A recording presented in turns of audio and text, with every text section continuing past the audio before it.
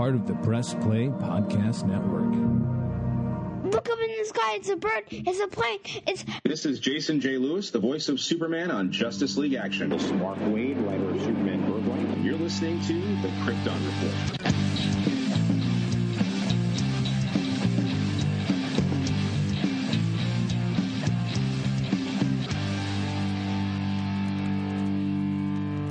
Welcome to the Krypton Report podcast. I am your host, Tyler, the Superman of Blue, the Man of Tomorrow, and with me, as always, the other half of that Superman double feature, the Superman of Red, Mr. James Cole. What's up, Man of Steel? What's going on, Tyler? How's it going? It's going pretty well. You know, woke up to snow this morning after, you know, that I'm officially going on spring break because for some reason school thinks to be the only high school in the district to go on spring break now while everyone else goes in April. Yeah. I thought they were just joking, but nope, they're serious. I'm just like, holy crap, man.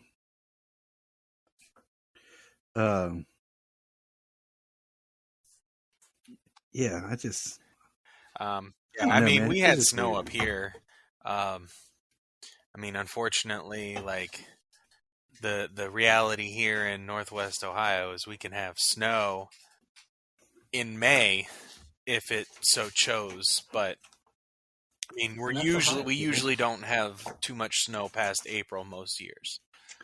And that's Ohio. That's just Ohio, people. Yeah. That's what it does to us. But yeah, I woke up this morning and I looked at my phone. I'm like, oh, my dad already messaged me. He's like, enjoying the snow? I'm like, what? What the hell are you talking about? I looked outside like, son of a gun. Because I had made the joke that as soon as we go out, because as soon as we go on spring break, the weather's going to just go to the pooper. And then as soon as we go back after spring break, watch, the weather will go dope. Go all nice and warm again. Yep. Yeah, when you're stuck inside a building all day long. Yep. Man, I'll just be there sitting there like, huh. But hey, we're not here to talk about Ohio's weather. No. We're here to talk about the Superman Space Age, a 3-part trade kind of event. Like, I really think they could have made this into individual issues over a year, but they did 3 books. It could have been. It could have been, but I do kind of like the oversized issue format they used for it. I do too. I actually, I feel like you're actually getting some like hardcore story because there's so much there. The first one, so part 3 just came out like 2 weeks ago as of this recording. Yeah. And book 2 was like in November and book 1 was like August or September of last year.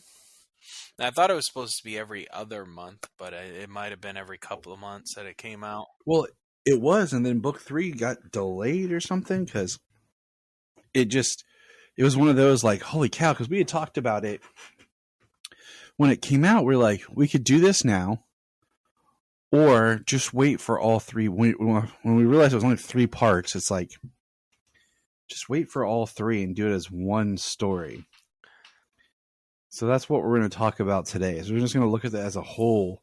Before we dive in detail, I mean, because it very much is like, yeah, it's just one. I'm like, when this becomes a collective edition, it would be really cool, like for people to just buy it if they, they put it out in a, big collected edition.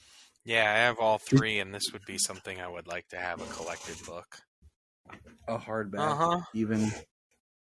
Did you enjoy this story just overall? Yeah, for the most part. I mean, there's some little things here and there, but for what it is and the world that it created, yeah, I thought it was actually really good. And we'll get into it more. I find it fascinating in different aspects. Like, I remember reading the first part and being like, oh, okay.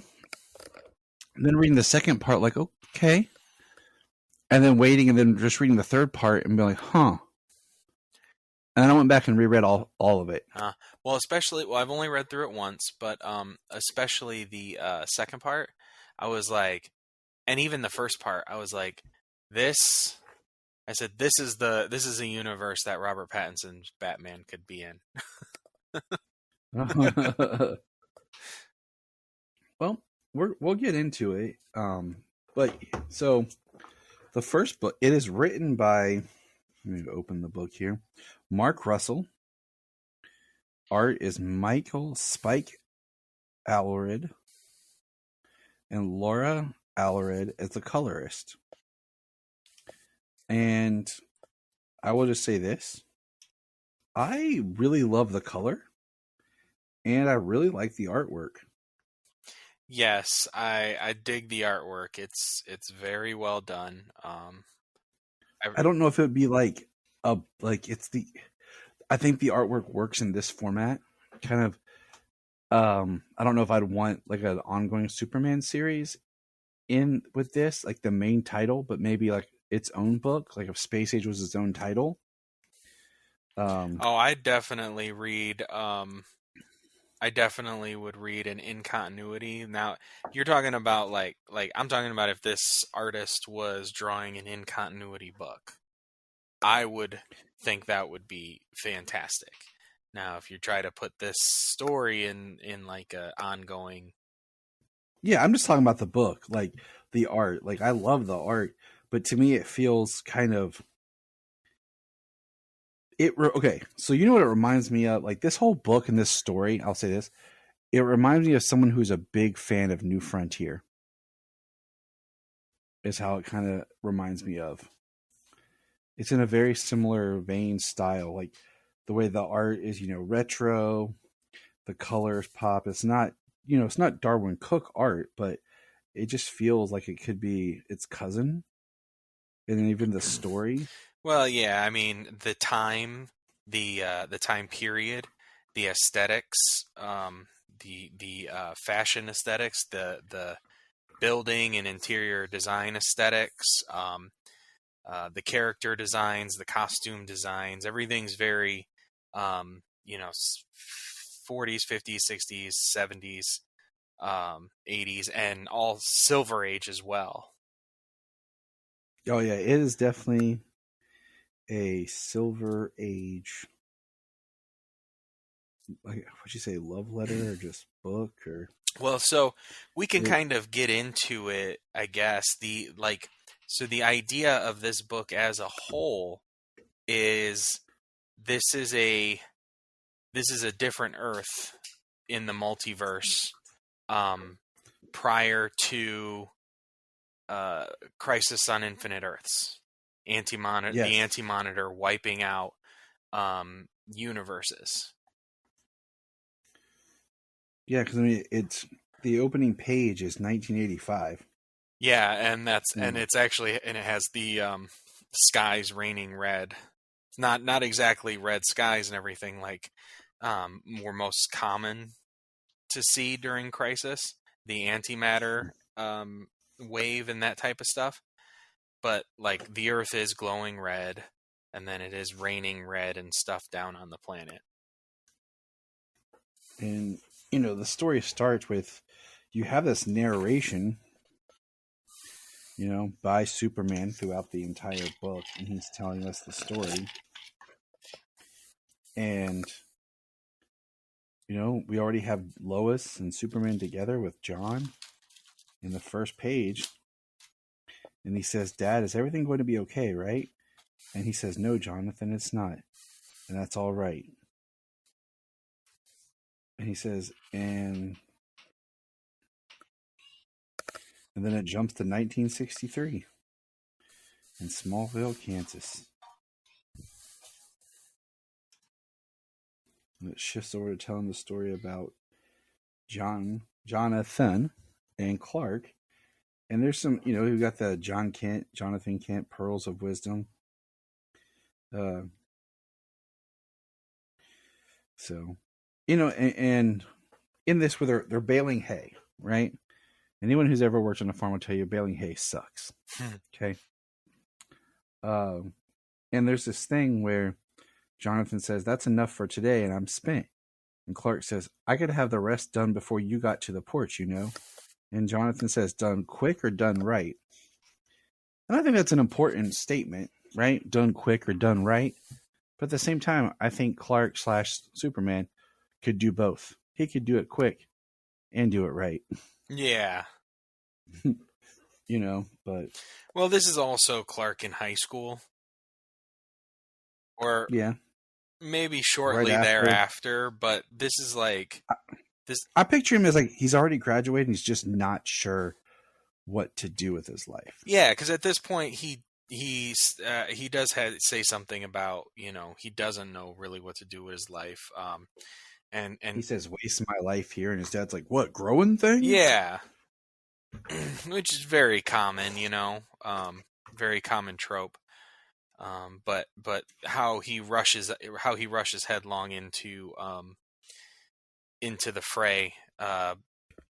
What, basically the Cuban Missile Crisis, or something similar.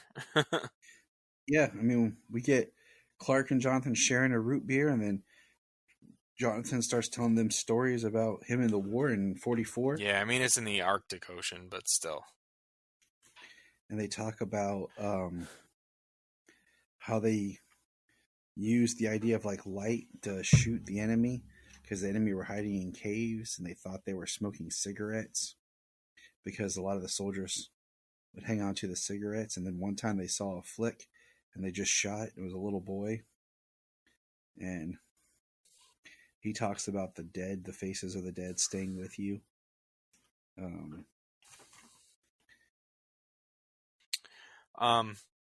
It's a very well written story. I really like and enjoy the passage of time that the story has. How it starts in 1985 with that's when Crisis is happening, and then back to 1963 with his father on the farm, with Jonathan Kent on the farm, and then Jonathan Kent back in the 40s in World War II, fighting some Japanese. Yeah. Then we have him tell about, when Clark landed and what they did, but also that there was something else that landed right behind Clark, but it kept going and they didn't know where it went. So they just followed it. They followed it out to wherever it was going, and they just let it go. They didn't follow it. Never had any luck finding it. Yeah.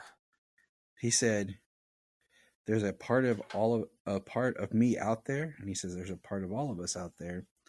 And then the next thing we know is when Kennedy gets shot, and then we're in Washington D.C. with Bruce Wayne and Lex Luthor, and we have this. Basically, we have them meeting for some sort of military, contract that they're going to have to kind of develop here. And then we're at Metropolis and we have Jimmy Olsen. And we just have Jimmy and Perry. And we're seeing that the only reporter that they have in Dallas is the woman who runs the Kooks column, who isn't, that big of a deal. And the one who's down the closest to the area is Lois Lane. Yep. Closest to Texas. Yeah, I love that, how that's what she's doing. She's the Kooks and Cranks writer, but she's the only journalist that they have in the area to be able to report on it. And then of course she knocks it out of the park. But I love that they, at that time they didn't give her the chance, and yep. Basically she got it by there being no other choice. But it showed what she could really do. And then, of course, Clark takes off because he feels he has to do something. Everyone who's listening, Alora is okay. She's just getting a bath and she's cranky. So have no fear. She is safe. It's okay. Yeah. But so we get Clark flying. He takes out a bird, and it actually starts the Russians to want to shoot missiles, thinking the Americans are going to attack. The Americans don't know what to do. So a fighter pilot, who you may have heard of, James. You don't know if you've heard of this guy. His name's Hal Jordan. You know this guy? Yeah, I think I know Hal Jordan. I think he's a pretty well-known guy. Okay, wasn't too sure. He shoots down whatever it is, and they're like, "I got him. Got what? If I told you, you'd ground me. And of course, now the threat is gone. The Russians back off. And we're back at the LexCorp.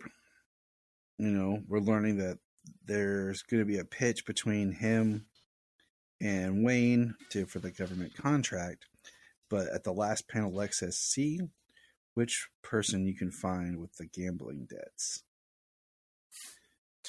Yeah, it's just a little dark, Who can I get under? Who's got something to lose? And then we see that they come running in with copy being reported from Lois, and we see her at her typewriter. We see her doing interviews with people, and that she was actually doing her job down there. We see Bruce Wayne talking to Lucius Fox with a car. We see Dr. Sivana talking to Lex about nuclear holocaust and 5%. And then Clark is in the Arctic and finds that missing piece. And he touches it. And it says, identity confirmed of Kal-El of Krypton. And it grows. And what is it, James? The Fortress of Solitude. And inside's a hologram of Jor-El in his very, very early looks. Yeah, green and yellow suit with kind of like a sun on it. And then he's got an S on his back. I thought the S on the back was cool. I don't know if I've ever seen it or paid enough attention to previous Jor-Els in that era. But I like the S. What do you think? Yeah, I mean, it kind of goes with the idea that Superman would maybe one day have the S on his cape. And then what's interesting is the hologram of Jor-El. It is still just an AI program. Basically says to him, that this is your home, this is your laboratory, and he says, and the day will come when you'll be called upon to help this world. Your job until then is to be ready. And he says, there's no time to waste. By now you have no doubt learned to control your heat vision. By what? You will have discovered that you possess a towering scientific intellect. I do. And most important of all, you have no doubt spent years learning all you can about this planet, taking in knowledge of its people, its cultures, and its way of life, learning from its greatest minds and leaders. As a guardian of the earth, your job is to mostly listen. Having done all of this, you are finally ready. He points to the suit. He's like, your family seal, that you might not be the Earth's champion, but the pride of Krypton as well. Yeah, I think it's really funny, the idea of what he maybe expected of his child coming to Earth, Isn't that a typical father in a way, that we expect a lot from our children and don't realize that we're setting them up with high expectations? Yeah. I mean, especially what he expects that he has done to this point. Like, it's funny, like, thinking about how old he might have been at this point and, like, what powers he does and doesn't have. Well, he hasn't been, Smallville. Be there. Certainly not Smallville. He goes back home to the Kents. It's 1964. And he's... poor girl. They're packed him. Clark is leaving on the train station. His mom has packed him some sandwiches. His father got him a hat. He's got his glasses on. His mom got him a journal. And he's on his way to Metropolis to learn about being a reporter so that he can learn from people. And then we're, in the middle. And him and Lois become friends. And he takes over the Cranks and Kooks column. And, we have Jimmy Olsen taking a picture of what this lady says is a dinosaur egg, but it looks like a rock. Listen to someone talk about aliens among us. And Mr. White says, Kent, as a writer, you're a subpar, but I'll be a salty dog if you're not the fastest typist I've ever seen. And then we see him go into the Seagull next to Joe's shoe repair. And when he sits down, there's a guy he's meeting with in all green coat, black pants, got some guy liner going on. Heavy guy liner going on. And basically tells Clark in 20 years the world's going to end because he is pariah. And he tells him that basically, he tells him his story about, doing what he was told not to do and releasing the Anti-Monitor and basically kickstarting Crisis. And he says, no one can stop it, not even you. I've seen the light go out on worlds after worlds, trillions of deaths. And as my punishment for unleashing such destruction, I make myself watch. And then we go and we have the presentation. And we have Wayne Enterprises presenting their super soldier type armor with their, all-terrain vehicles. And they ask, well, how do you know this armor is going to do all this stuff that you say? And we find out that Bruce actually is the one that wore it and tested it. And you can see where the Batman aesthetic is coming from. Mm-hmm. Luthor goes up there and pitches that, but talks about surviving and being in these bunkers and having this type of way to hide and protect ourselves. Yeah. I mean, it's a true but also very cynical view. When's the last time the human race created a weapon and it never used? Yeah. Yeah. And so we're jumping back to the Seagull, and Clark likes to go there and order milk, and he keeps going back there because he's hoping the guy will show back up. And Clark and Lois go together and bond. She tells him about her dad being in the war and a story about them being told to protect this bridge, right? This is the bridge part. Yeah, they were told to protect this bridge at all costs because the Germans might overtake it. The Germans were told to protect the bridge at all costs because the Americans might overtake it. Nobody really wanted the bridge, but these two sides were killing each other over nothing. Yeah.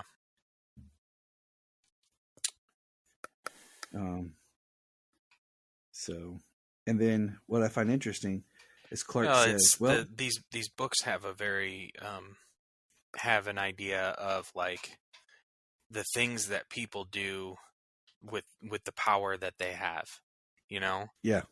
Like governments doing that, sending people to die for to kill each other for nothing, and then the idea later on that we'll get to of his people interviewing Lois interviewing Superman and asking about his power and what if he doesn't what if one day he just decides not to help and save people, instead take over. Yeah. And the part ends where the lady what else did the guy predict, Clark? Basically, he said, well, he said something about the United States would be conquered by insects, like the termites or earwigs. I don't really remember what it's called. And she starts laughing, and as they're leaving, you hear, ladies and gentlemen, the Beatles. And the Beatles are on TV playing. I thought that was kind of funny.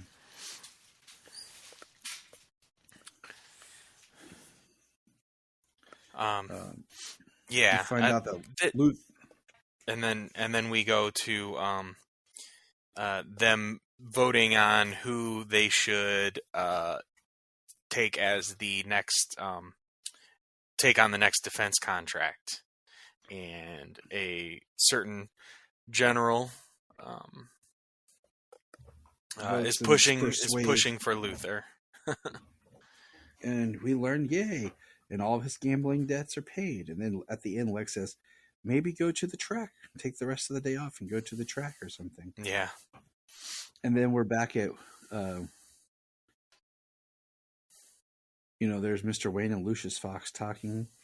And what I said is, so what do you want to do with all this R&D? And Bruce says, what do you mean? LexCorp won the defense contract. According to the terms of our bid, all this has to be destroyed. And Lucius says, I believe the specific term was that it was to be disposed of. Isn't that what I said? There's a reason why I had the legal team insist of this language, because a thing can be disposed of without being destroyed. It's simply taken off the books. So you may want to hold on to it. Why? Because when you don't trust the people writing history, off the books is a pretty good place to be. Love it. Yeah. So this book is, we've seen so far already now, this book is very clearly not just a Superman book. This is a DC, this is a universe, a world, a full world of all of characters and heroes and villains that this world encompasses. It's just which I didn't. I did not either. I did not expect it to be this way. To have Hal Jordan in it, to have Bruce in it. I, of course, expected Lex. Oh yeah, and maybe Bruce would pop up or something, but I didn't expect it to be as integral as it ends up being. Yeah, Bruce with Lucius Fox here. Later on, I know we see Commissioner Gordon, but yeah, there's a lot. There's always a lot of good. There's always a lot of good talk, a lot of good character interactions. Building, developing, setting up this story in this world. So on the next page, we have Lois getting on a train, and she's giving Clark advice about following leads. And what I like is he says, I don't know if there's a specific moment when I suddenly realized that I loved Lois, but somehow I'd always known that I couldn't live without her. Lois has been my constant reminder that whatever strength fate may have granted me, it's nothing compared to the strength I've gotten from the people in my life. So we have him studying in the fortress with his powers. He's learning the equation for transforming one into another as it follows, which is Kryptonian physics. And he keeps eyeing down the costume. Yeah. We see his heat vision, his helping, his X-ray vision. We see him saving wreckage from a ship. And, he's learning. Yeah, you could have found it faster if you used your X-ray vision. Teaches him his X-ray vision. I like that he's going through training, that he's learning the things he can do. So something that we didn't really talk about is we get a lot of talk coming from Clark. This is a journal that he is writing, that he's that his mom gave him. Yeah, that his mom gave him, and he's writing in it. And as it goes, we learn that it's he's writing in it, or a facsimile, like he's writing for decades. I mean, he is a writer after all. All I know is you would have more than one journal, I suppose, because I feel like there's a lot going on in his life. Right. Look like the Seven apartment with all the composition notebooks filled out. That's what always made me mad about John Winchester's diary. Is I'm like, he'd been keeping it and had all this stuff in it, but every time they showed that prop, did not look that full. You know what I'm saying? Mm-hmm. That thing should have been like an encyclopedia, like this old school big binder thing that they flop down. Should have looked like the Book of Shadows from Charmed, like something big. Yeah, exactly. So Clark asked Jor-El, what do you save the world from when the world is such a mess? My son, no one saves the world. The best you can do is help people survive it. And then we have what I love is Lois is down in the South against, at the time, during the civil rights movement and against the segregation, George Wallace. And she gets locked up. But where is it? Because they didn't have a separate cell for women, they locked her up with the men. So she's locked up with the protesting men. And it was perfect because right there is where she gets to do her interview with the leaders. And, you know, they talk about their lunch counter sit-in at the Woolworth. But they talked about how before that, they went and had a large meal at a Chinese restaurant because they knew that they probably wouldn't eat for a while. And then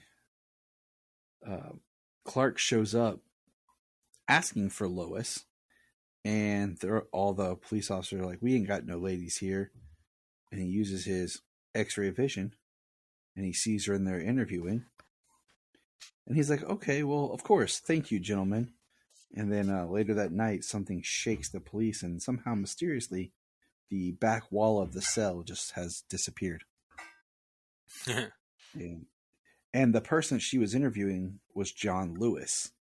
Now, John Lewis is a real person. John Lewis walked with Martin Luther King.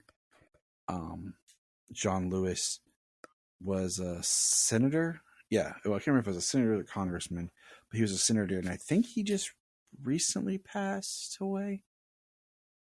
I think within the past 2 years. But pretty substantial figure. And then we have Lex pretending. This is what I love. He's, talking on a television means that he's in Hawaii going to test this atomic bomb thing that he has. And we find out that he blows up Coast City Naval Base. That Lex is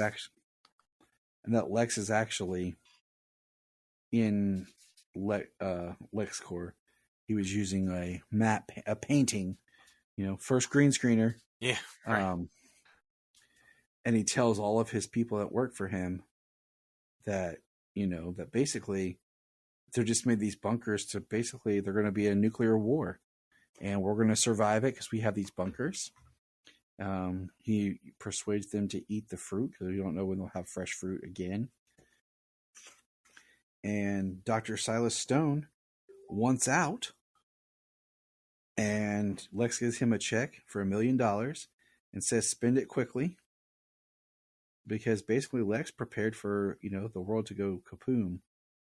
And then Lois shows up in Perry's office to learn about Coast City, and it's not there anymore.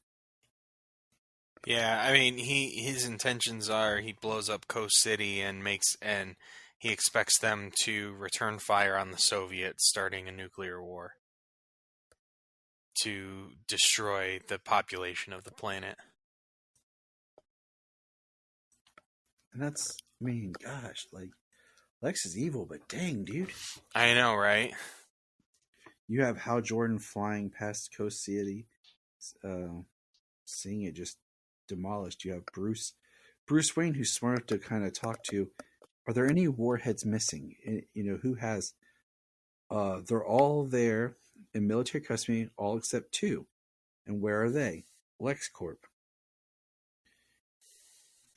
So, yeah, Lex is using his warheads to trick everyone. And then Bruce is retreating to the basement, to the bomb shelter that just happens to be storing some of his off-the-books attire. Yeah. I like, though, they go, excellent, sir, shall I make some sandwiches? That's okay, Alfred. I'll get something on the road. I think that's a nod to I'll get drive-through. Yeah, the drive-through wasn't there yet. Yeah, right? Shall I persuade you to take a sandwich with you, sir? I'll get drive-through. Yeah, I want to see it. I want to see that car in drive-through. That's all I'm going to say. Right. If I had And I this- had a Batman Forever Batmobile, I'd drive it through a drive-through. It just depends. If my fin might get stuck. But I Well, mean, you have to know the height of your fin. yeah. So, I mean, if I had a Batmobile, period, I would definitely be driving it everywhere possible. Be like, pull around, like, be like, open that top. I'll take my food, please. That'd be dope, though. Yeah, it would. I'd have instant respect for the guy who drove up in a Batmobile. I Guy or don't care girl. which one it is. It doesn't matter if you pulled up in the George Clooney one. It would suck because you'd be all by your own in an open top. Yeah, But I'd still be like, dope. yeah. That's sick. I'd be like, awesome. But back to our story. You know, we have Clark's journal as he walks in the fortress. The world doesn't wait for you to be ready. My mistake was never in wanting to save the world before I was ready. It was thinking I could do it alone. And we see that the suit is gone. And here he comes, flying. The people who do the most good in the world are not the strongest, the smartest, the most prepared, but simply those who show up. And I like that he Meanwhile- finally feels ready, you know? It's like it's just that time now, you know? it's a him thing, you know, like he had to feel it. Which is And we something I like, you know? You know, that was something that was a big part of Man of Steel, and I always enjoyed that story bit, you know? Like don't Yeah. do And what I like is anything he because says it's so It's big. about the Don't people do that anything just show up in the until next you're page. ready to do it. You know, the next page is immediately Abin Sur crashing and how Jordan is there. And he says, I'm dying, and there is no time to find a replacement. You must take the ring from which our power flows. But I'm not worthy. And Abin says, no, you're not, but you are here. I thought that was really interesting.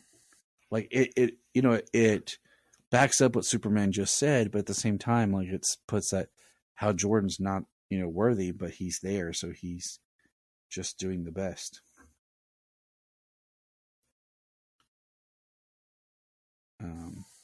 And then we find out that Superman is flying around, destroying all the missiles that were fired in the air. And Lex finds out that the missiles are not being deployed like he expected. The president retaliated, and there's been no missiles. And then all of a sudden, a car comes ripping through the Lex warehouse bunker. His Lex employees do have a lot of machine guns shooting it up. And then there's this dude in this suit who This talks in all- armored suit.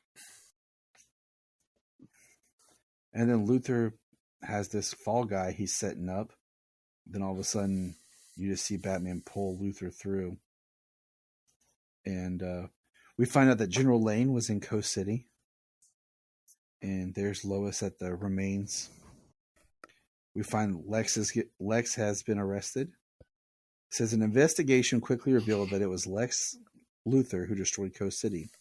Mr. Luthor, you are hereby charged with 2 million counts of murder. And in the light of their near miss in as many years, both the United States and the Soviet Union agreed to complete nuclear disarmament. Though nobody ever did figure out what happened to the American missiles or why they never reached their target. And we see Superman with the missiles on the moon. Yeah, that's awesome. But most people don't look too hard at miracles. Sometimes we refer to this as the space age, other time as the nuclear age, as if we can't make up our minds. I suppose today we made our choice. Today is the day we chose to stop digging our own grave just enough to look up to the stars.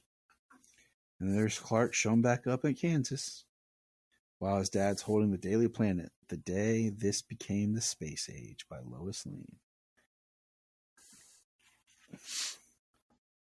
And, they have a good heart-to-heart. And I like this. He says, it feels stupid to imagine that I can strap on a cape, fly around, and keep the shadow at bay. Well, maybe so. But then, maybe hope is just what we call the stupidity we need.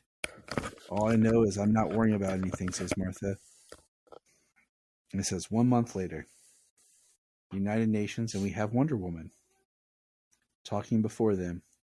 And we find out that a wealthy benefactor, Bruce Wayne, built the Hall of Justice, a meeting place for those who wanted to fight for the planet's survival rather than its destruction.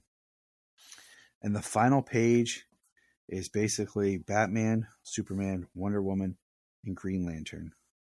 At the Hall of Justice, the Justice League of America. So, and what I find interesting is, and we see this throughout the story, they don't know each other's secret identities. No. There is still like this degree of separation, but that's end of book 1. Yup. End of book 1. It's really good. It's a very interesting. And I recommend anyone who reads it, after you read it, wait a while, go back and read it again, because I read it as it came out and James didn't, because he was just going to wait to read it like he did. And I went back and reread all of it. I really enjoyed reading it. So, book 2 starts in 1972 with some hookers. It does. It does. And what I like is this guy, this pimp looking, Danny Trejo looking guy. He really is. He's got his knife. He's gonna cut this girl up, and the guy's name is Scutch. They call him Scutch. That just tells you, yeah. And I love Superman grabs him. He says, "Where are you taking me?" He said, New Mexico. He says, "Hey man, you can't do that. I got rights." "I know you do, and I respect that, sir. You can express those in New Mexico." You can exercise them in New Mexico. Yeah, that's pretty wild, though. I don't blame him. It's one of my favorite parts in book 2 of Michael Straczynski's Superman Earth 1 is when the dude starts beating up on the girl that's his friend that's a hooker. And he grabs him and just takes him to the Alaska or something and just drops him off and comes back. Yeah. Love it. Now we have Clark and Lois at the Seagull again. And he says, she asks him why they keep coming to this bar. And that's a good question, Lois. Why do we come to this bar? And she makes the joke about it's the only place that serves ice cold milk. And at this point, we're up to 1972. He's been coming to this bar for 6 years. And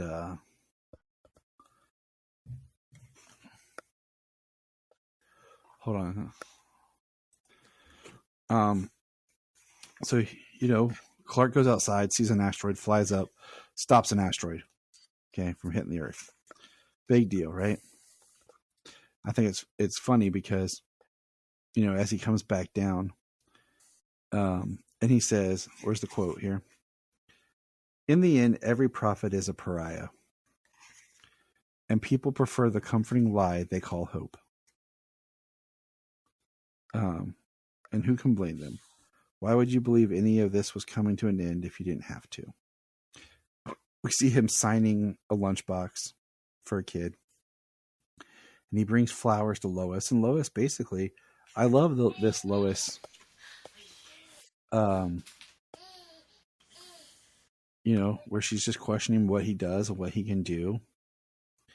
The world doesn't need saving so much as it needs changing. And that if we're ever going to turn things around, it's going to take more than just one guy in fireproof underwear. And, he tosses his flowers to the side. And I love it. I love their dynamic. I love that Lois has a love and respect for Superman, but isn't completely infatuated with him. Yeah, and That's why she's I not, can't- and that's she's why I not can't- giving him like just the benefit of the doubt. Like she's being a responsible journalist. That's why I just can't get behind Margot Kidder's Lois Lane. Yeah, I mean, he doesn't age. I mean, he doesn't age as well as, say, Noel Neal. yeah, and that was at even a tougher time for a character like Lois Lane. Or Phyllis Coates. Gotta throw out Phyllis. Yeah. Can't forget her. The thing that gets me about this book is that Superman repeatedly says, "I just saved Earth from the Earth asteroid." from an asteroid." Like he repeatedly says that to multiple people in this book, Well, in this issue. I think it even comes up in the next issue, but it's just a little funny how he seems to focus on that one thing. Like, I did this huge thing to save everybody, and like, I don't know. It's like he's like, he wants somebody Like, acknowledge it. Somebody thank me. You know, somebody acknowledge that it's a great thing. Yeah. yeah. Yeah, I think it's hilarious. And what we see as it goes on, and I won't go page by page, is, Bruce Wayne continuing fighting crime as Batman. And he steps down as CEO of Wayne, and Maxwell Lord takes over. And what we find is, what do they decide to do? Basically, like gentrification. They're forcing people out of the slums. They're actually burning them down, driving people from their homes. And, the biggest theme in here is Bruce realizes he's a sucker, that he can't fight, crime both on the street, or crime needs to be fought both on the street and in the boardroom. By him being the head of Wayne Enterprises actually gave him a better advantage of being able to help with the crime and the problems of Gotham that he was neglecting. And we find out at the Hall of Justice, we've added Flash, Aquaman, and Green Arrow. And then I like this conversation because Superman says, I think we need to discuss why we're here. Lay down some basic principles. Things that we all agree should, and more importantly, should not be done. Wonder Woman says, well, I think not killing people is a good place to start. Heh, says Green Arrow. Wonder Woman says, what do you mean, heh? We kill people every day, simply based on those who we choose to save and not. It's like the trolley problem. Aquaman, was a trolley, but... Yeah. And then basically we have, conversation between Batman, who looks more like straight up Batman now. Like he looks like Batman, not much like the armored guy we had seen before. And I like how the trunks they're more like trunks, like shorts for both him and Superman. Instead of like tidy whitey trunks. Right.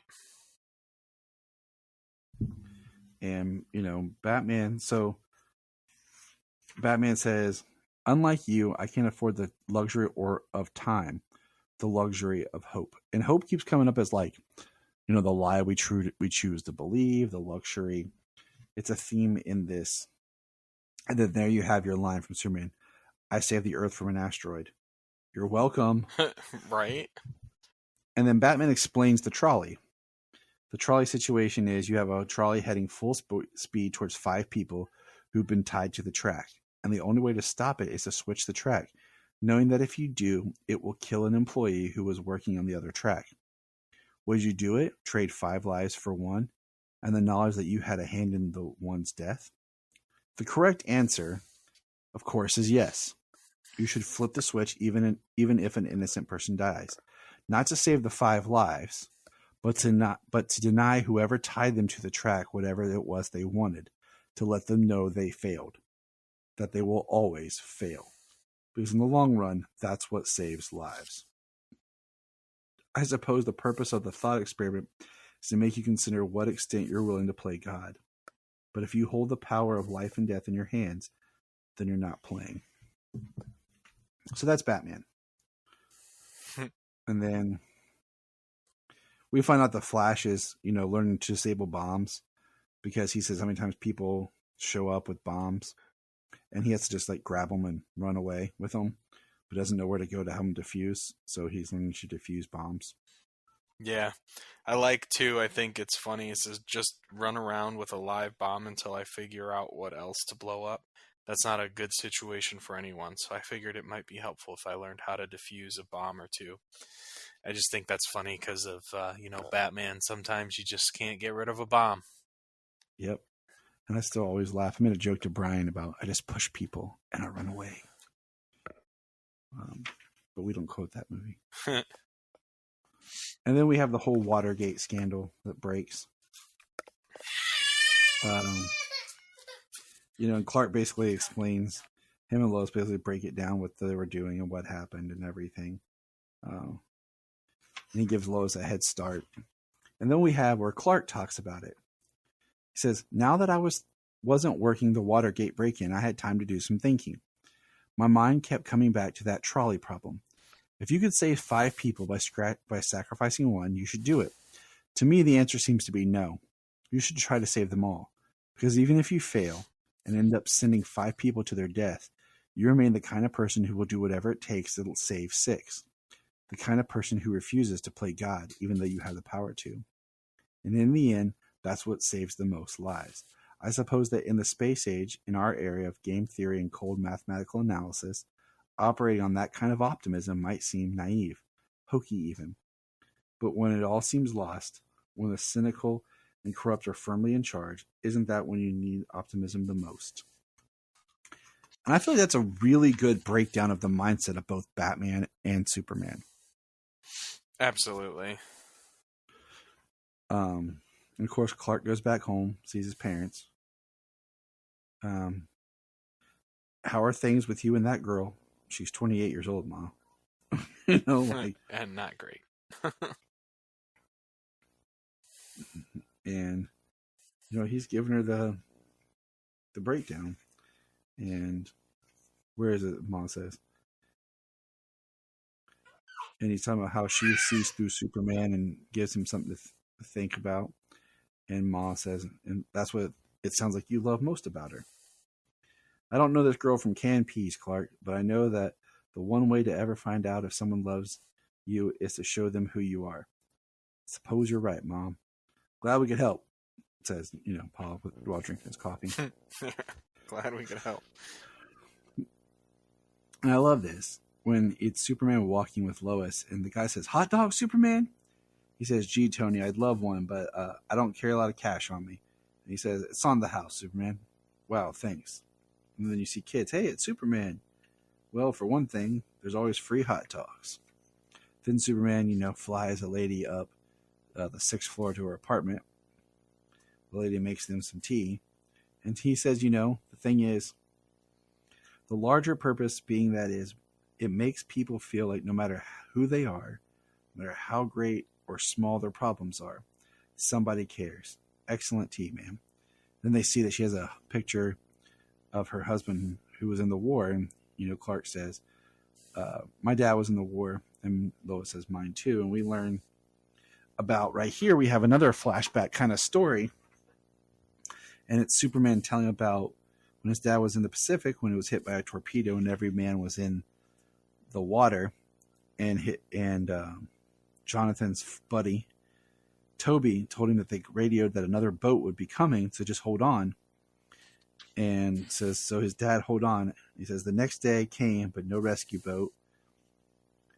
But figuring the boat was merely late, my father continued to hang on. Toby died on the 3rd day. Apparently, his head wound was worse than it looked. But on the 4th day, a boat came. And then we see Jonathan yelling, like, what took you so long? You said you were going to be here 3 days ago. And the guy says, nobody radioed us, Mac. We just happened upon you by luck. Superman continues, and that's when my dad knew that Toby had been lying. But without Toby telling him that a boat was on the way, my dad never would have made it. Maybe that's why it's so important to give people hope, even when there is no good reason for it, because hope is the lie we make come true. So I think that's a big, big statement in just his character. Now, this is where we get a big shift in the story. On Earth 832654Z, it's an Earth that's basically been destroyed, and the only person left on it is Superman.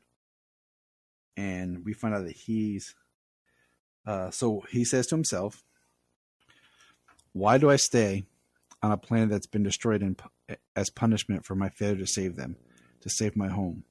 Why do I keep talking to myself? It is because I have no one else to talk to. Or it's because the moment I stop, the sound of speech disappears from the earth forever. Unfreaking believable. And Brainiac shows up. And they want his help to stop the Anti-Monitor, who will destroy this and every other universe he comes to.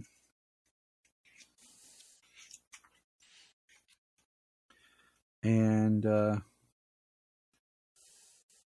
basically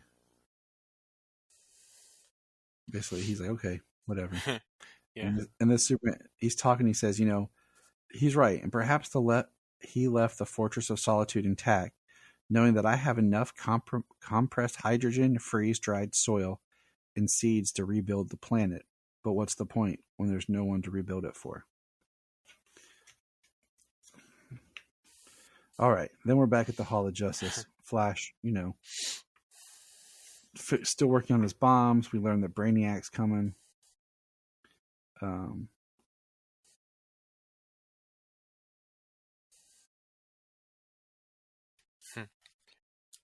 then we have Superman. He flies out. He finds a desolate planet. And he's just, he's learning. And, he comes back and he gives basically Lois the standard, Superman interview, where he comes from, his weaknesses, and he talks about, he gives her the weaknesses of kryptonite. And she asks why, and he basically states that, with the world knowing, it gives them, they have to trust each other. It's not just them about trusting Superman. It's about Superman trusting them if they would have to go to the length to scour the entire planet to find shards. For tiny bits of kryptonite.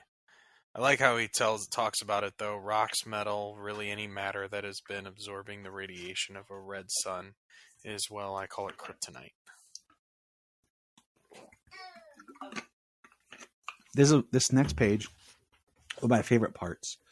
You have other reporters coming back from the White House, because their press credentials were revoked because of Lane's Watergate articles. They got blackballed, and they start going off on Lois for what she said.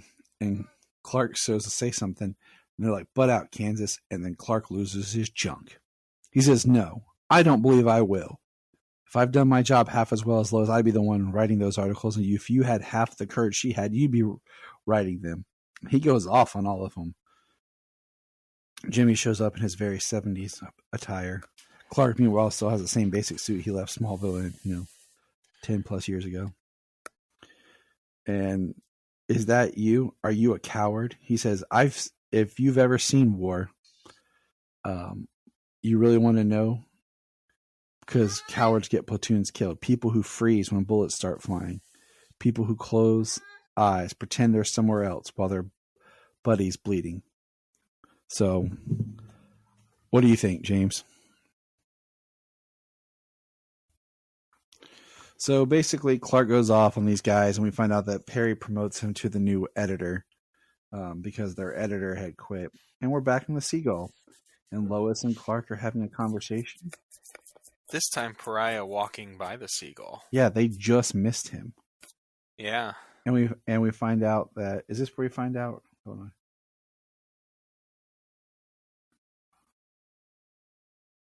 No, maybe not. Maybe he's not when he called out here. Thought it was. But then basically Lois and Clark connect, and they start kissing. And then Batman, Bruce Wayne, finds out that Wayne Enterprise was basically paying people to burn buildings down.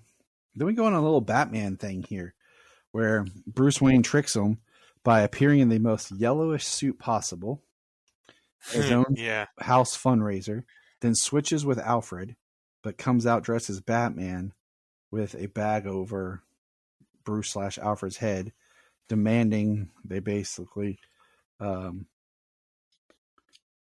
confess.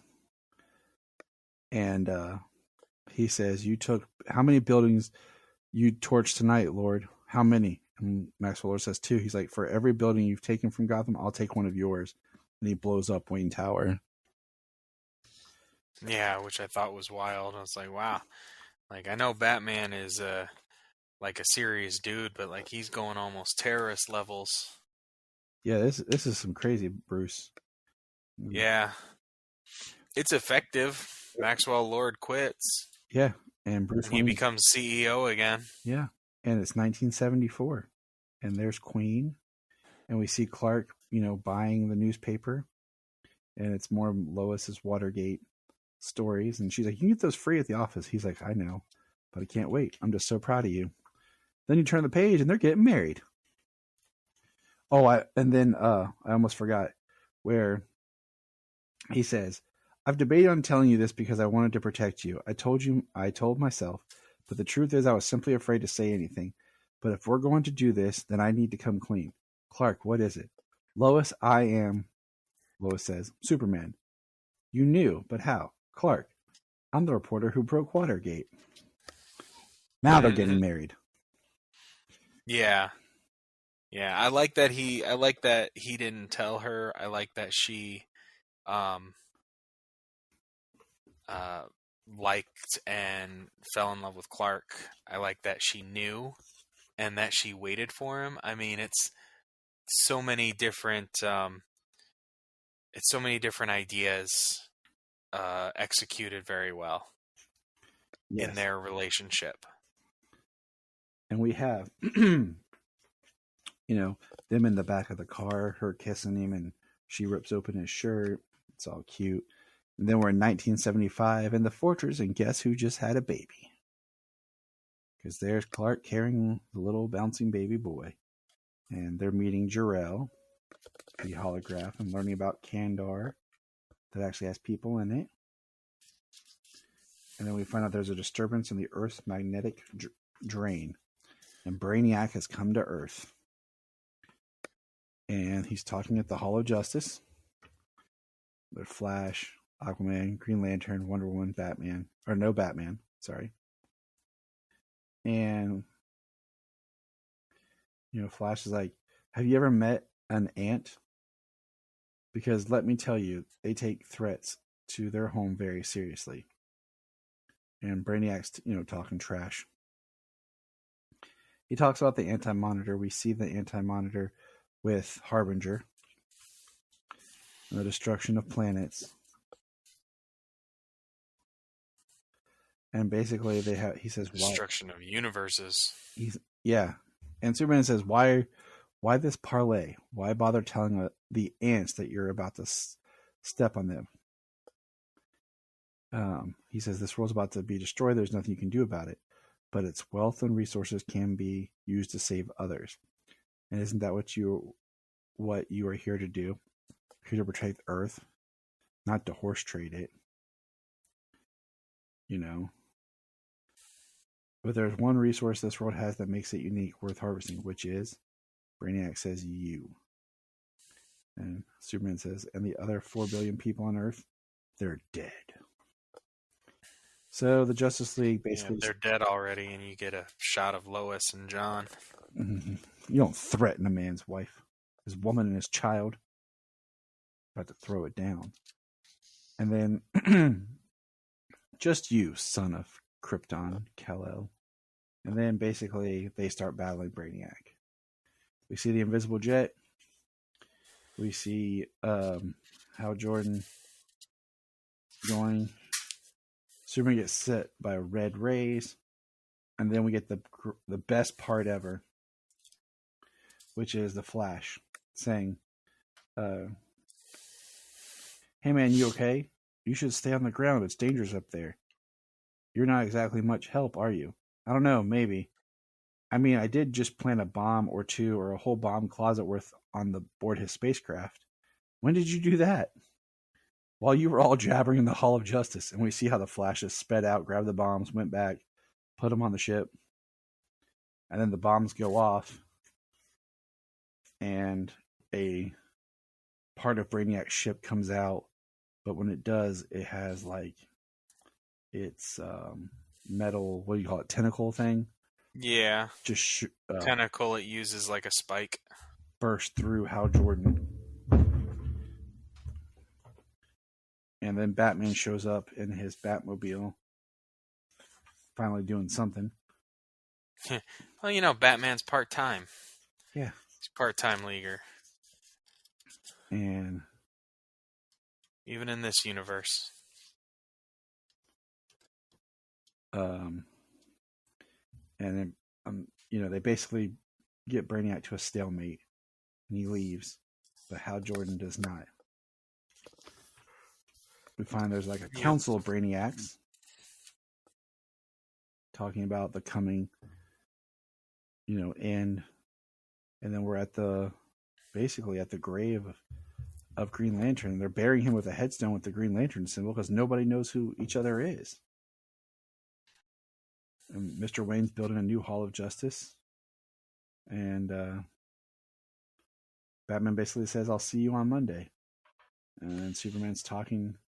He says, because that's the nature of life. All we can hope to do is keep surviving to make it to the next time, to the next crisis. Yep. And then there's Lois and John up at the fortress. One big happy family. End of book 2. All right, James, this is it, man. This is the final book. Man. I find it interesting how dysfunctional, in a way, the Justice League is. Yeah. I mean, I think it stands to reason as why it's, one of the universes that is going to be destroyed at the time of the crisis. Why it's not one of the top worlds that saves the day. So now this book starts. I really like, that we have this Superman that's on the Earth. We'll call it Earth Z for now because I don't want to say all those numbers. That he has, the way of telling him apart is he has the same Superman costume, but he has behind his letter shield is black compared to our main Superman being the gold yellow. So that's how we tell him apart. And, he's talking about, you have no idea what a precarious thing existence is. Precarious thing existence is.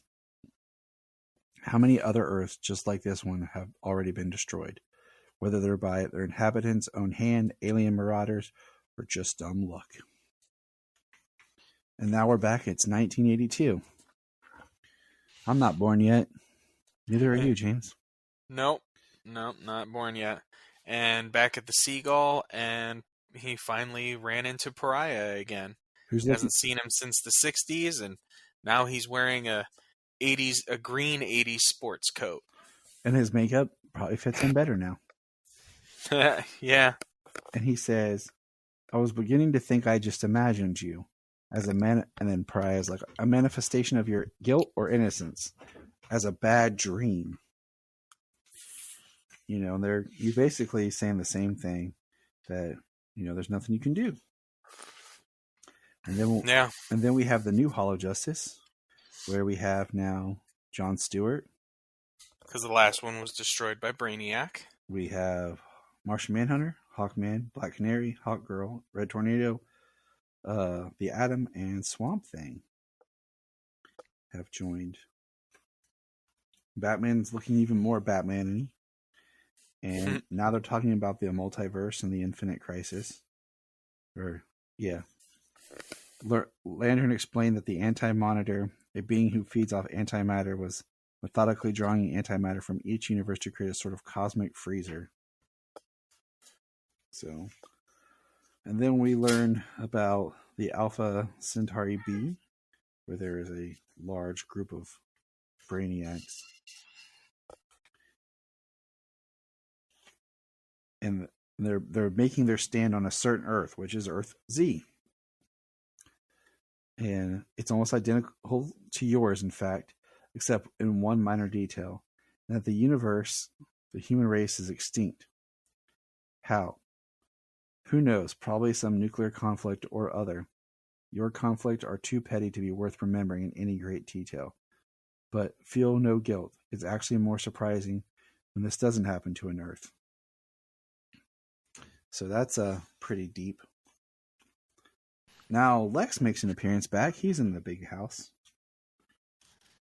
You know, he meet his new lawyer, and he's trying to come to some agreement with the government. Now we're back on the farm shucking corn. This just shows you how evil Lex is, though. They're talking about Lex Fashion shampoo not selling as much as it used to because people's hair is shorter. It's not long anymore. So let me see the directions. Lather, rinse, and that's it. Add the word repeat. There, I just doubled our sales. Now we can talk about something important. I know. I mean, when you wash your hair, do you No. I'm like, I rinse my hair, I put shampoo in it, I lather, and I rinse it out. I mean, if I've had a particularly dirty day, like I was digging, or I was messing with dealing with mulch, or if I had to sand down a whole bunch of crap and it was just all in my hair and everything, I mean, I might do a second rinse through, but that's because there's something there that I feel needed it. So my thing is, it didn't say it twice, it says repeat. So when do you stop? You know what I'm saying? Until you've washed and scrubbed all the hair from your head. I guess.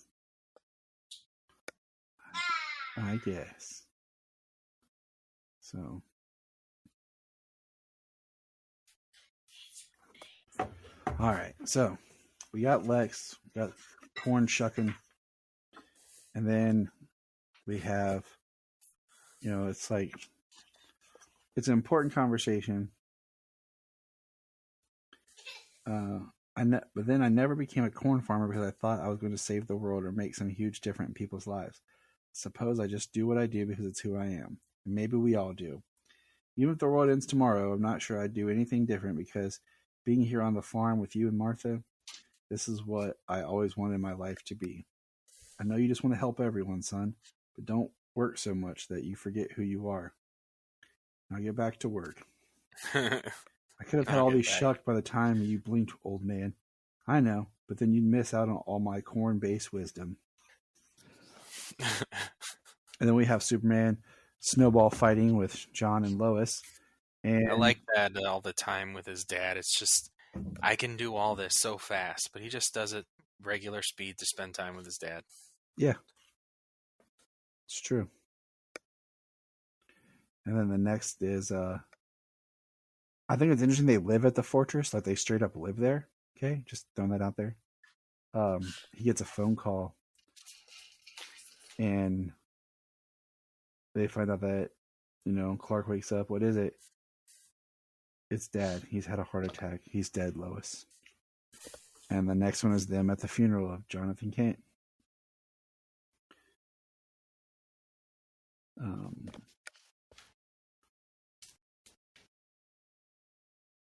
So, and then we see.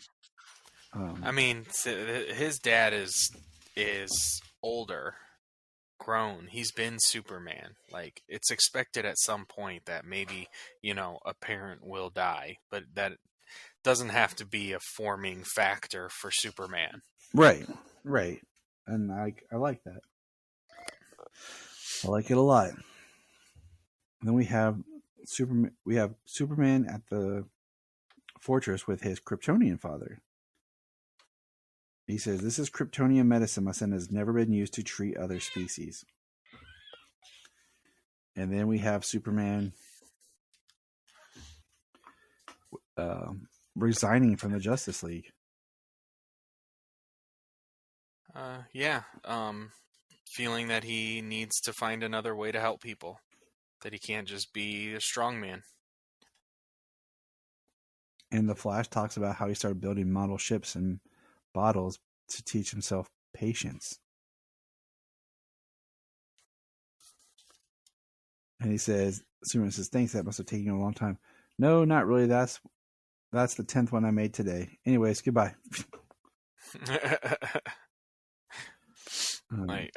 It must be hell to be this Flash. Yeah, he doesn't seem like he enjoys life very much as the Flash. Like,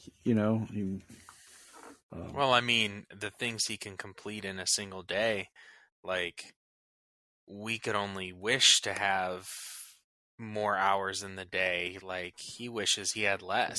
He just wishes he had, he has to keep himself busy and occupied because he does too much. If he has enough to keep himself busy and occupied. Memoirs of the Flash. He just writes the memoirs of every Justice Leaguer. But then we have Gotham 1984, and we have like some Riddler thugs. We learn there's the Penguin, and he starts, all making a database with all the Wayne security cameras. It's a foolproof facial recognition software, basically. So it didn't take long for me to clear the orchard of all the low-hanging fruit. But as any evolutionary biologist will tell you, that if you pick all the low-hanging fruit, the branches just get higher. And then we see a clown shows up. Can I help you, sir? Well, yes, I'm looking for the daycare. Oh, and you are? I'm the entertainment. And then next thing we know, the Joker's on the scene. Because you can't have Batman without the Joker at some point, and every point. Yeah.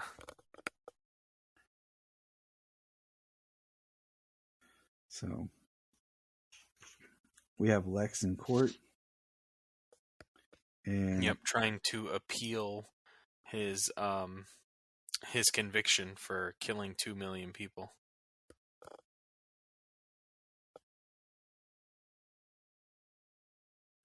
Basically, he blames the government lent Lex 2 nuclear bombs. And he says, it's not my clients, the 2 nuclear bombs. The fact that one of them detonated accidentally while en route, well, what could be blamed other than government incompetence? But seeing as Mr. Luthor is already a rich man and a pillar of the community, he has agreed not to sue the state for false imprisonment. And basically, he gets off. Yeah. And, I mean, Lex shoots the state attorney a very, very mean grimace. He's like, yeah, you better just say no, because something bad will happen. And then Lex brushes off the idea of kryptonite. He wants to go after and acquire Wayne Industries. And that's what's happening. And then everyone's like, talking about what's ever become of Superman. But we see Superman and his father in the fortress. He says it's finished. And then basically, I'm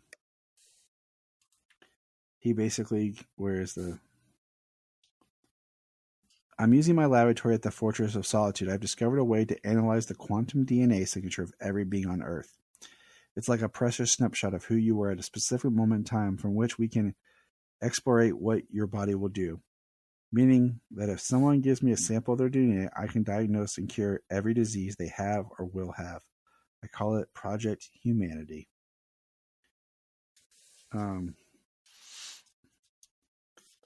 It says, why? You could be taking out terrorists and drug dealers. Why this? Something I've come to learn over the last 20 years is that while sometimes you've got to get rough with people you don't heal the world with violence. You heal it by healing it. And we see people in donation centers, the DNA, and him collecting it.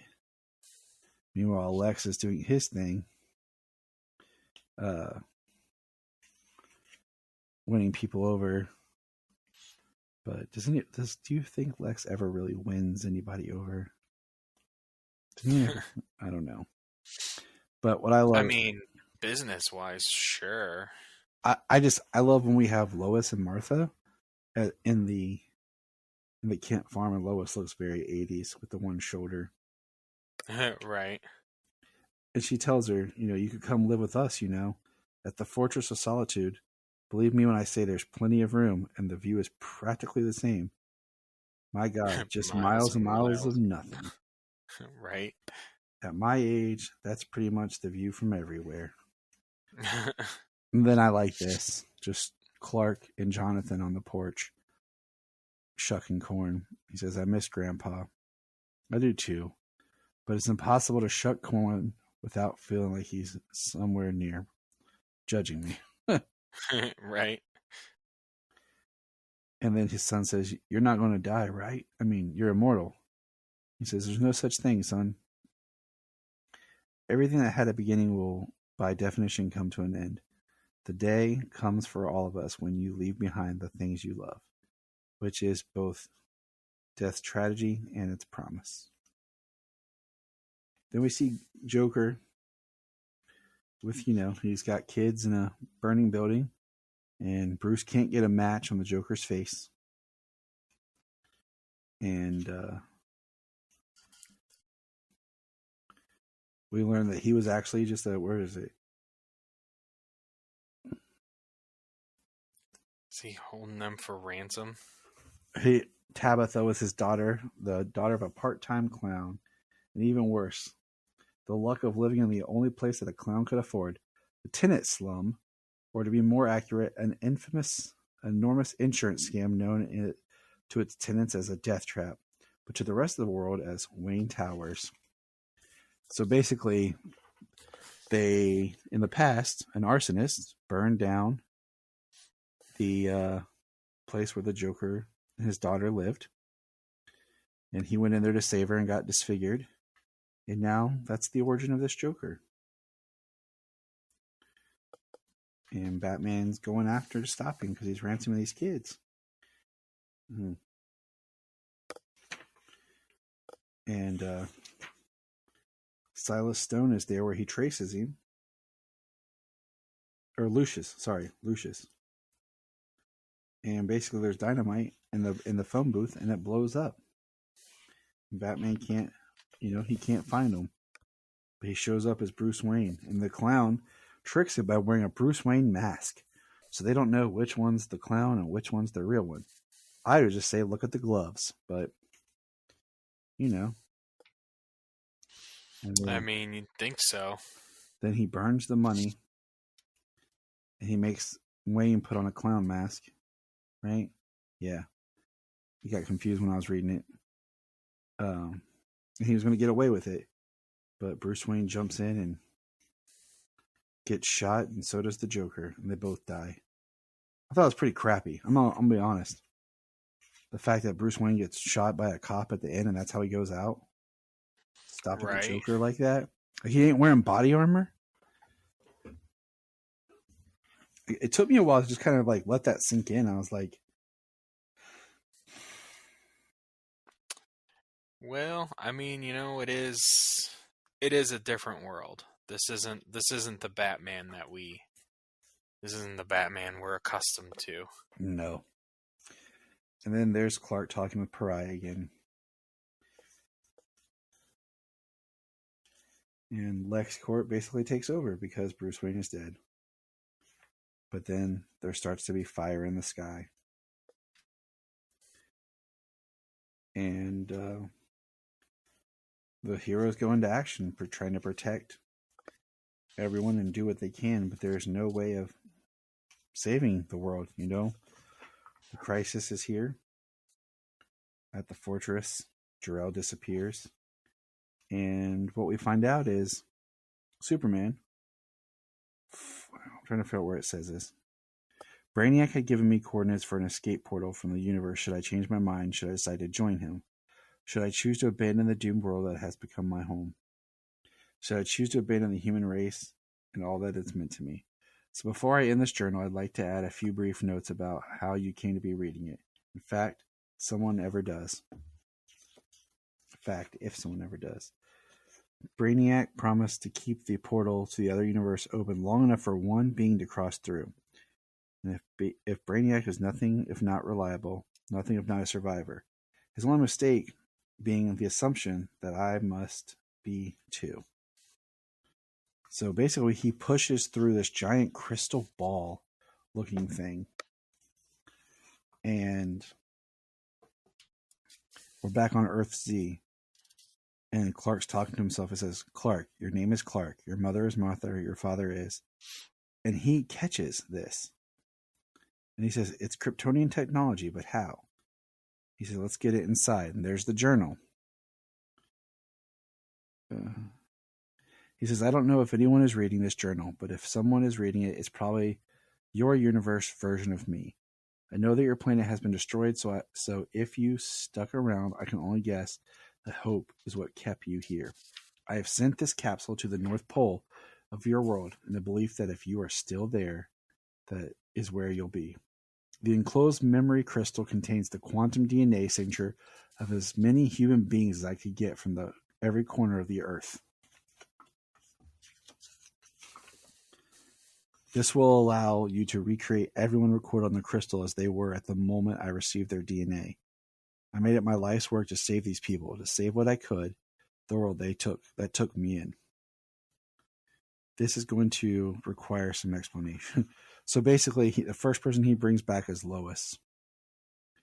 Then we're back with at the Fortress of Solitude on the main Earth. It's back to where the book began with Clark, Lois, and Little John. And then we see that everything's being destroyed.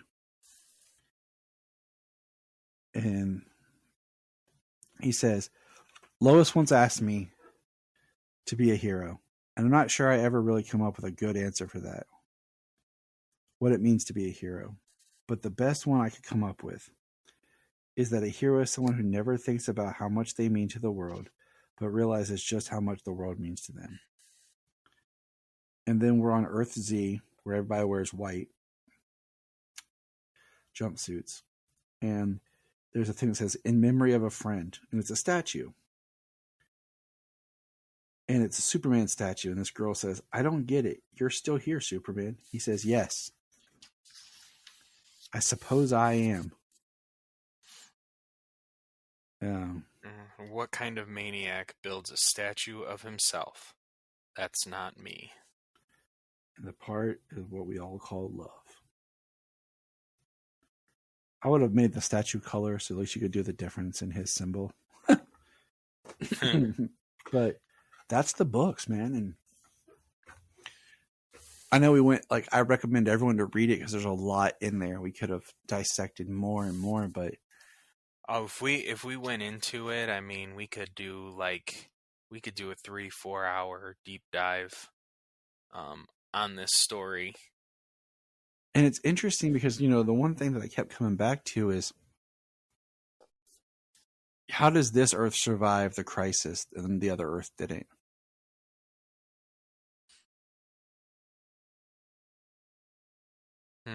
You know what I'm saying? Like if the anti-monitor, because think back to Infinite Crisis when they stop it, they destroy the multiverse and everything, and it restarts as one Earth. So it just kind of makes you like, whoa. I don't know. I'm not going to think too much on it, but that just was my thought. Like the first Earth was destroyed by the anti-monitor, and this one. Well, as they spoke about the anti-monitor, they talked about kind of how he came in his own time. So this Earth has time, I guess. Maybe it's reciprocal. Yeah, maybe something like that. That like the antimatter wave isn't just an instant that starts rushing over. Like I don't know, maybe it takes a while for him to consume an entire universe. So, like, Yeah, maybe there is an idea, like, there is a passage of time, but for each universe, it's different. That passage of time is fast or slow, depending on the time that universe holds. Like, the Dark Knights of Steel universe progresses much slower. Yeah, it's true. Yes, I mean, it is a way to look at it. So, but overall, what would you rate this whole series? Well, I rated a recommend. Oh, yeah. I recommend you pick it up and read it. I've only read it one time, so and it actually kind of just struck me a little more here at the end. Was like, oh, that's what he did. He got it to Earth Z, and that Superman repopulated the world with the DNA of everybody from that world. It was like, but like how did all the water and minerals and Yeah, like he had I guess everything to be able to do it, but there was no life to be able to recreate, and that's what he was given. yeah, because he says earlier on, like he's like, I have the soil and the seeds and everything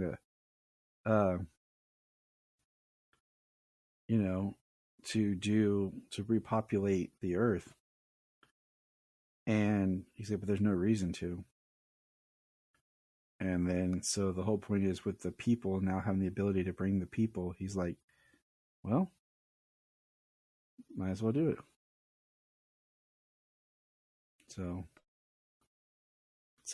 it's a good story. I think it's one that just you have to read and let it marinate and then go back, after a week or two or a month or so. Not too long, but go back and read it again. And I think you get more out of it because I feel like I got understanding the whole story as a whole and, reading it all at one time really helped because most of the little nuances and stuff I had forgotten just because of how spaced out it was.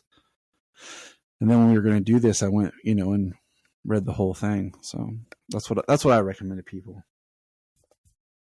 Any other pearls of wisdom before we get out of here, James? No, I think I'm running a little low on them. Yeah, me too. Maybe we should go shuck some corn together. Week. I'm going to do that, dude. When you come visit, I'm going to go buy some corn. We're going to sit on the porch and shuck it. And when Jania's like, what are you guys doing? We're like, we're shucking corn for Pa. Yeah. They're just going to wear overalls, and I'll have a blue shirt on. You'll have a red shirt, and we'll sit out barefoot and be like, we're shucking corn. Sounds like a plan. All right, everybody. Enjoy, have a good time, and remember. Look up in the sky.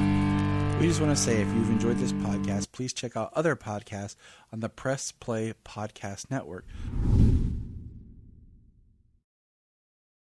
If you are like Tyler and James and can't get enough super talk, check out these other podcasts.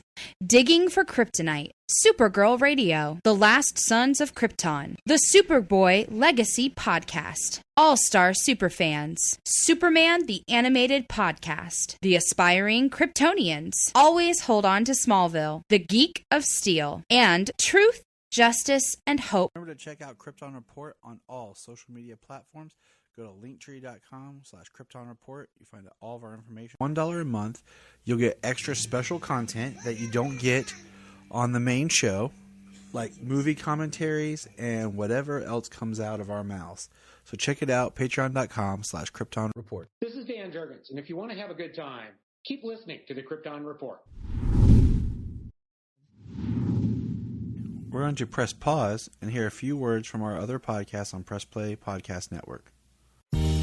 Hello, Brooks here with the Books with Brooks monthly book club podcast. Here's how Books with Brooks works. We read one book a month, and then we talk about it. Classics like Stephen King's The Shining, debut novels like We Are the Brennans by Tracy Lang, and tons of other compelling, life-changing stories, one book and 1 month at a time. So come read along with us, and then listen in.